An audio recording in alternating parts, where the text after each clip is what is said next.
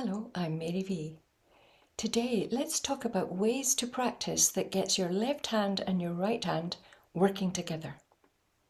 So it's natural that when we're concentrating on our left hand that sometimes our bowing becomes very wayward and we're not making a good sound. And it's much better if you can get the sound to be really good all the time so that it's very encouraging and it's very helpful. So how do we do that? Well, we've got to practice with open strings first, and one of the best ways to get your bowing really accurate on the string is to look at the contact point and just look at it and put your bow on the string and play a note. Like that. Very direct, very simple. Put your bow on the string and play on that contact point. So you're allowing the bow to be very straight and you're practicing to make the sound very consistent and pure, okay? And it's quite important that you learn to make a really nice sound on the open strings. So let's try that just with a down bow on all the strings.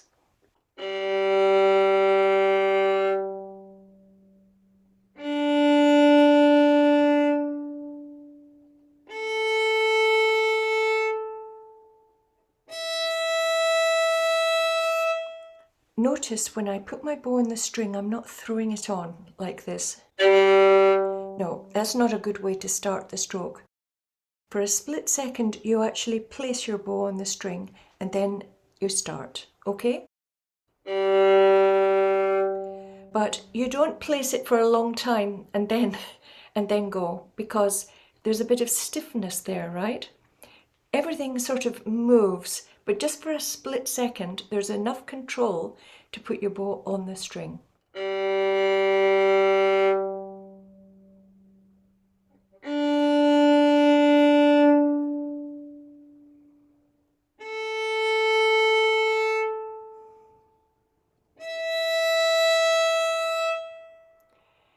The other object of this is to hear your violin making a beautiful sound that lasts for a long time after you've lifted your bow off the string. So then let's try looking at the contact point and really look at it and concentrate on it. Do a down bow and an up bow, and at the end lift your bow off, okay?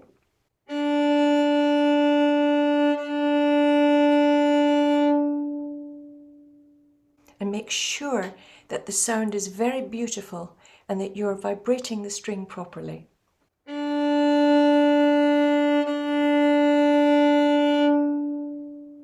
And do that on all the strings. Then go to the middle or just above the middle and do short ones like this. Make a nice start. Don't throw your bow on like this. No. Have more control and start with a split second. You put your bow on the string and then you start. Like that.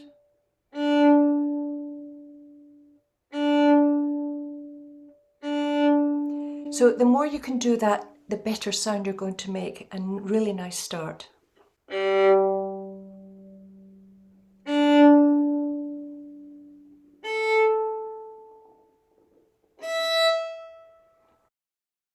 So let's try down and up doing that.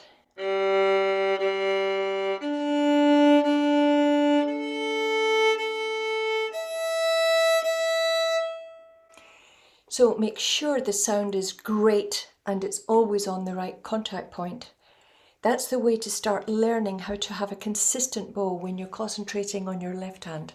So let's add our left hand to that. And now we've practiced having a consistent straight bow on the right contact point. So do something like this.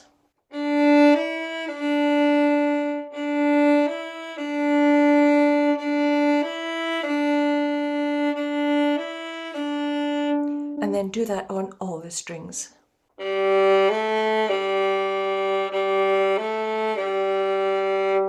Now, as you've added your left hand, don't allow the bow to start going all over the place like this.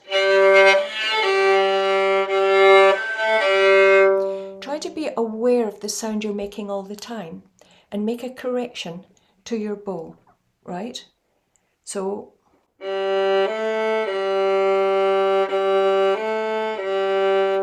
even though you've added your left hand, keep looking at the contact point and see if you can clear up the sound, okay?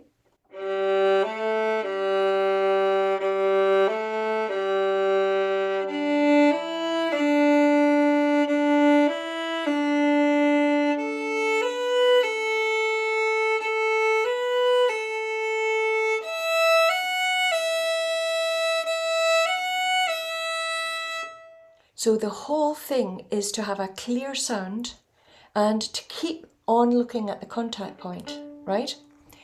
So we'll add more fingers in.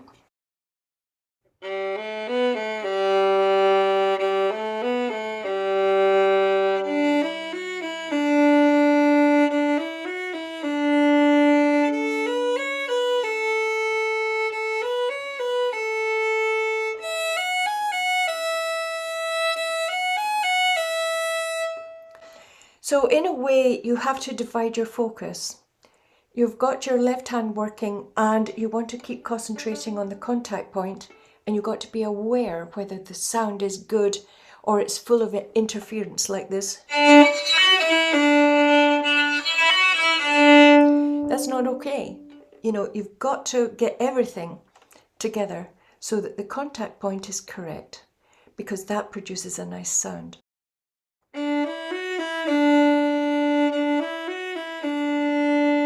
Now you might be making a nice sound, but you haven't got a good start. So make a good start, not like this. That's a shame, right?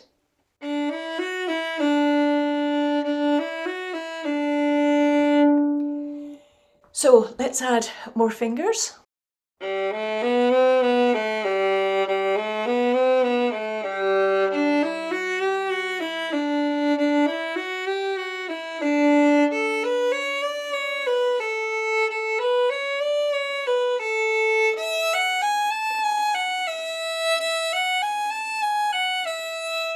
So the key to practicing really well is to practice with the bow alone, with the open strings to start, to get a really good foundation for your bowing.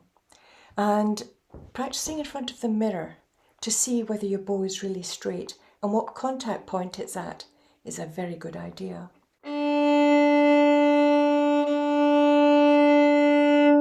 Make sure it's straight, make sure it's in a very sympathetic contact point. Between the bridge and the fingerboard, you can play it halfway. I find it better, more sympathetic, to play sort of 3/4 of the way down. That gives you a bit of room to, if you're playing very loudly, to play a little bit closer to the bridge. Okay, so for normal playing, try that spot and see if how your violin sounds. So no matter what you're playing, even if it's a very, very simple little exercise or a simple scale, always take care of your sound, because ultimately that's what the violin is really all about. It's a beautiful sound. So start doing very, very simple little exercises and you can really improve your sound no matter what you're playing. So I hope you found this video helpful, and I'll say bye-bye. Bye.